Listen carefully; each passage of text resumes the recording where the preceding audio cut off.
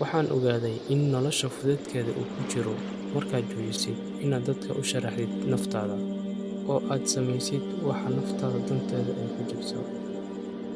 Haddii uu Ilaahay kaa qaado waxaadan weligaa ku fikirayn inaad waayi kartid, xusuusnow inuu kugu beddeli karo waxaadan weligaa ku fikirayn inaad hesho.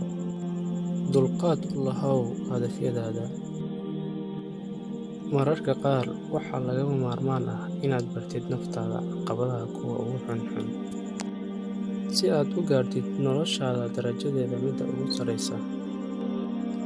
Naftaada bar inaad waqtigaaga ku lumin dadka aan iyaga ku qurin waqtigooda. Ha iska doondoonin qurux, ahaw sidaada dhabta ah. Midaasaa qurux dhammaystiran kuugu filan. Qalbigaada ku qor jacaylka inuusan ahayn qosol iyo farxad joogto ah. Runtiisa dhabta ahi waa xanuun, qalbi jab, ilmayn iyo daryeel la'aan. Qof nolosha waayo-aragnimo dhammaystiran ballaaran u leh ayaa ka tallaabsan kara caqabadihiisa kala gedisan.